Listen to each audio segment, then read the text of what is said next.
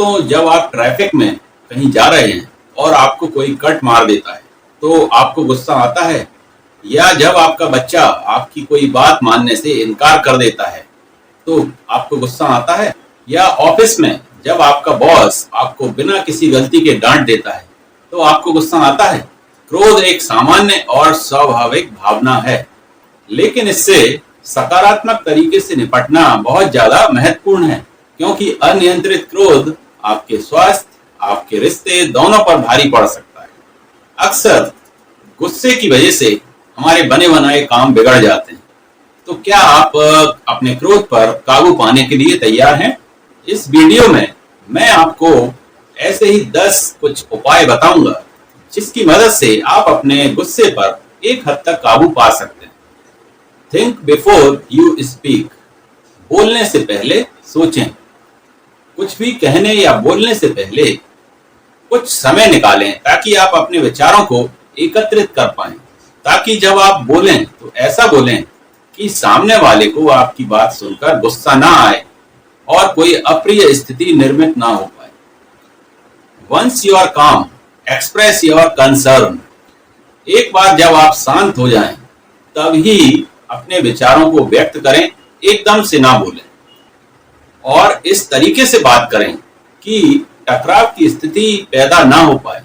अपनी चिंताओं और जरूरतों को स्पष्ट रूप से व्यक्त करने की कोशिश करें। Get some exercise. कुछ व्यायाम करें। किसी भी तरीके की फिजिकल एक्टिविटी आपके क्रोध और तनाव को कम करने में आपकी मदद कर सकती है, इसलिए एक्सरसाइज को समय जरूर दें। जब भी आपको लगे कि आपका गुस्सा बढ़ रहा है, ऐसी स्थिति में तेज दौड़ने का प्रयास करें या चलने का प्रयास करें ताकि आपका ध्यान वहां से हटे, या कुछ समय अन्य मनोरंजक फिजिकल एक्टिविटीज में लगाएं ताकि आपका ध्यान वहां से हट पाए। नेक्स्ट है टेक ए टाइम आउट। तनावपूर्ण समय में अपने आप को छोटे छोटे ब्रेक जरूर दें। जब भी आपको क्रोध आ रहा है तो ऐसे समय में अपने आप को शांत करें, क्योंकि शांत करने से आप आगे आने वाली जो भी चुनौती हैं उनको बेहतर तरीके से डील कर सकते हैं। नेक्स्ट है आइडेंटिफाई पॉसिबल सॉल्यूशंस। मतलब जो भी संभावित सॉल्यूशन हो सकते हैं उनकी पहचान करने की कोशिश करें।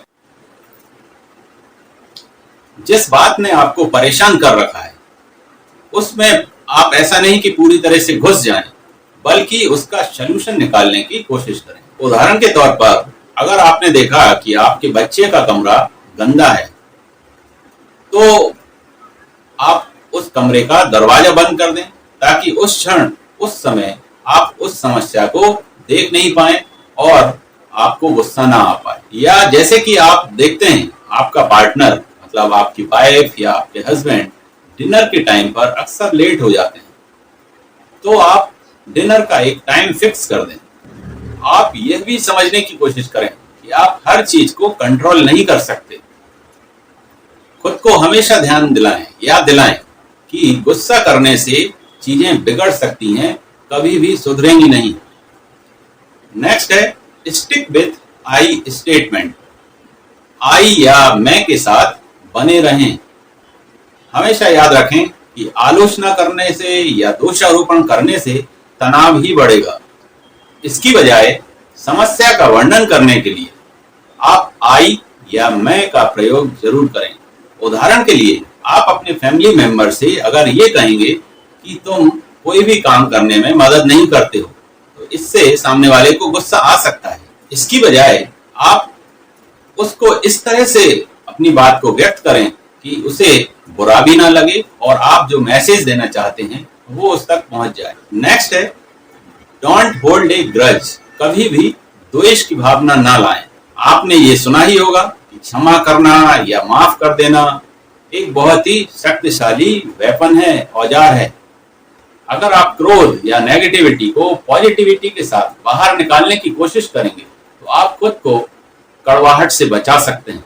ऐसे किसी भी व्यक्ति को जिसने आपको नाराज किया है या गुस्सा दिलाया है, अगर आप उसे क्षमा कर देंगे तो बातें बिगड़ेंगी नहीं, चीजें बिगड़ेंगी नहीं और रिश्ते मजबूत भी होंगे। नेक्स्ट है use humour to release tension. खुद को और माहौल को टेंशन फ्री करने के लिए, हल्का करने के लिए आप मजाक या ह्यूमर या हास्य का प्रयोग कर सकते हैं। इससे आप बिगड़ी हुई चीजों को एक हद तक कंट्रोल कर सकते हैं, लेकिन ये भी याद रखें कि आप जो भी हास्य कर रहे हैं वो किसी की भावनाओं को ठेस ना पहुंचाए, नहीं तो चीजें बिगड़ भी सकती हैं। नेक्स्ट है प्रैक्टिस रिलैक्सेशन स्किल्स। जब आपको गुस्सा आ रहा है या आपका गुस्सा भड़क रहा है तो आप कुछ रिलैक्सेशन स्किल्स का भी उपयोग कर सकते हैं। अब ये रिलैक्सेशन स्किल्स क्या हो सकती हैं?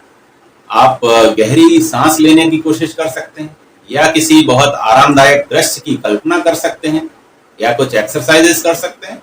इसके अलावा अगर आपको म्यूजिक का शौक है तो आप संगीत सुन सकते हैं, कुछ बुक्स भी पढ़ सकते हैं।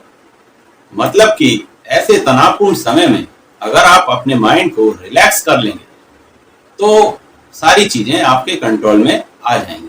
नेक्स्ट है know when to seek help.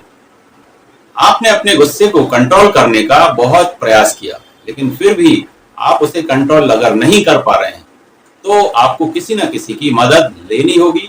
तो ये मदद कब लेनी है, ये आपको सीखना होगा। तो दोस्तों, मैं उम्मीद करता हूं कि आप इन टिप्स को अगर आजमाएंगे तो आप अपने गुस्से को बहुत हद तक कंट्रोल कर पाएंगे। हालांकि मैं जानता हूं कि गुस्से को कंट्रोल करना कई बार बहुत कठिन हो जाता है। ऐसा कहा भी गया है और आप और हम सब ने सुना है कि क्रोध मनुष्य का सबसे बड़ा शत्रु है। ये हमें हमेशा याद रखना होगा। तो मैं उम्मीद करता हूं कि आप अपने इस क्रोध रूपी शत्रु को मात देने में जरूर कामयाब होंगे।